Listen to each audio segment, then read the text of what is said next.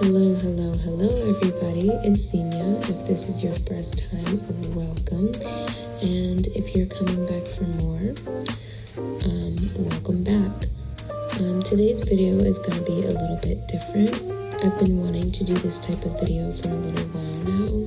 I wanted to just create a space for myself to breathe and digest the concepts of leftist theories, and that includes communism, anarchism, the Black radical tradition, and Black feminism. So that is what I'm going to attempt to do here, and all the while you get to see a look inspired by the topic. So today's topic is going to be about ownership.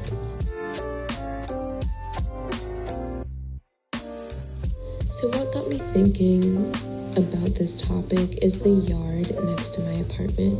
It's just like an empty lot, but ever since quarantine started, nobody has cut it, and it has flourished into the most beautiful, biodiverse little forest, little jungle. And I've seen a lot of these plots all over the city. I live in Philadelphia, so I've seen these little plots just prop up everywhere because, nobody's really cutting them. And it really got me thinking. Left unkept, it's gonna keep on growing to the sky. All of its potential will be realized and nobody owns it. And that really helped me connect the dots on some of the readings that I've been doing and some of the videos that I've been watching about the topic of ownership. It really, the synapses were really firing in this moment. And I said, private ownership is not essential. Now, private property is a whole separate thing from personal property. When leftists say abolish private property, they're talking about this type of property. Private property is something that you own that you can exploit other people with. So I'm going to use an example that's sort of close to me and close to my experience because it affects everyone, and sometimes we're not able to see it. So the example that I'm going to use is the website Redbubble to explain this sort of private versus personal dichotomy. Redbubble is a website in which you can upload your art and they'll print it onto all different types of things like hoodies and pillows and mugs and all that stuff. So Redbubble would be our example of private property. Redbubble owns the website. Redbubble owns the platform that you're selling on. Redbubble owns the products that you're printing on, and maybe Redbubble doesn't own every single product and print every single product in-house, but for you, you pay them. So for you, your access point into getting your artwork on certain products is through Redbubble. So even if they don't own that, they do control it on your end. Private property can also be something that you have, legal control over. So they control what gets printed when. They control all of these aspects just for you to sell a mug with your own design on it. Those are the means of production, okay? So Redbubble owns or controls all of those moving parts that are needed for you to produce your own pillowcase or your own tote bag. That is private property. And when you sell something on Redbubble, it may be different now, but when I was selling things on Redbubble in 2015 through 2017, I was getting 20% of the retail price of the item. That is exploitative. Redbubble would be an example of private property. Now, personal property would be like my paintbrushes, my paint, my free software on my laptop, my drawing tablet, or my iPad and my pencil, my Apple Pencil. those would be personal property because I use those things for my own pleasure and my own gain. I don't use those things to exploit people. I make my artwork and then I sell it for myself, and I reap all the benefits from that. That is not private property. That is personal property. I own it for my own pleasure and my own gain. Okay, I hope that dichotomy is sort of a little bit more understood now.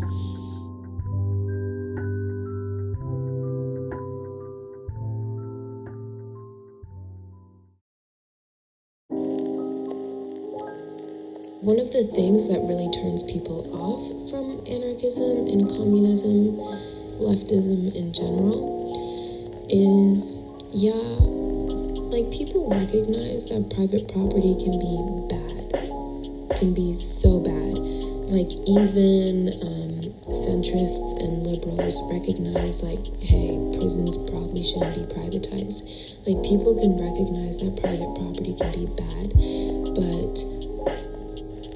and I was in this camp too. I was in this camp before too, in saying, but it can also be good. But I really think that's just a case of them being confused about what private property really is. Your personal belongings, your house that you bought is not private property because you're not using it to exploit people. And the misunderstanding and the misinterpretation of leftist principles only works in favor of capitalism when the people don't actually understand how we could live outside of capitalism. That is one of capitalism's greatest powers, is to suppress your imagination and make you think that this is all there is. This is the best way to do things. It may be bad and horrible and awful, but look at Jeff Bezos. I could be Jeff Bezos one day. That is capitalism's greatest power, to make you think that you could be a capitalist too. Vibra com suas façanhas, aplaude as suas ações corajosas em favor dos fracos. But okay, back to the yard. The yard is so gorgeous. It is obviously a very fertile piece of land, and clearly nobody owns it. Owns it in the sense of personal property. Someone might own it in the sense of private property. It's fenced off from those places so nobody can access it. Yet, at the same time, nobody's using it. So, for me, this is one of the ways that private property goes into, falls into capitalist wastefulness. Capitalism is very, very wasteful. And maybe I'll talk about that in another video. But for me, that yard being fenced off is very, very wasteful. There are so many yards like that yard in the city of Philadelphia. And at the same time, there is mass pockets of this city that are very, very food insecure.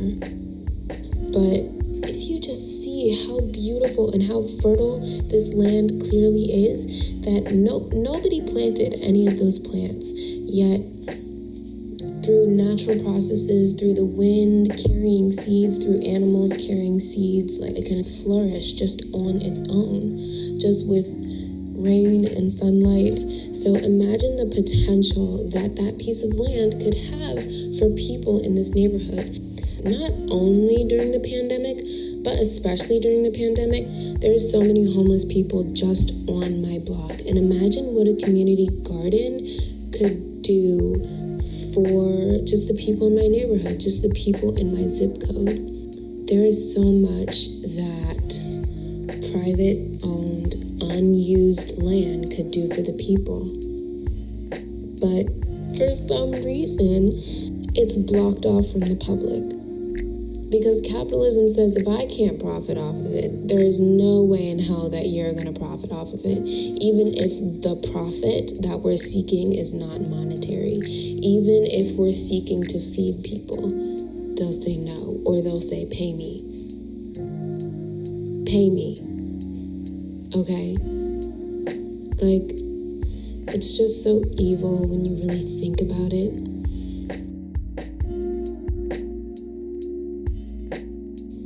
That could be a place for people to come and get the things that they need.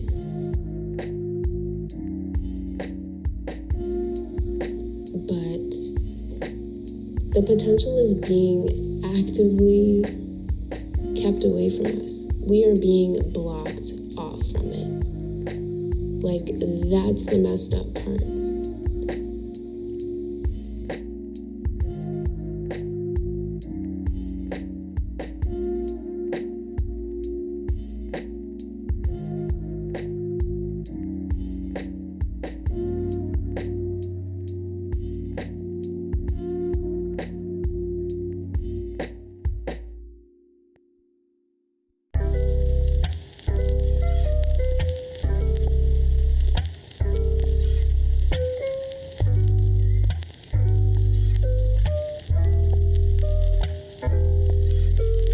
That's really my thoughts on ownership. This is just supposed to be something that makes you think, but also something that helps you relax.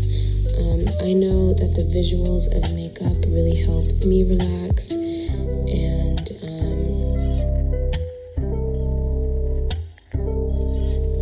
comment if you found this video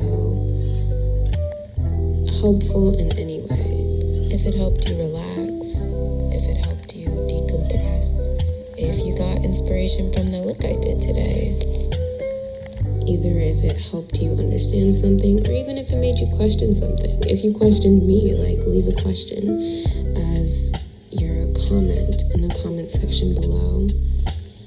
And I will see you guys in the next one. I really enjoyed doing this video. I hope you love the look.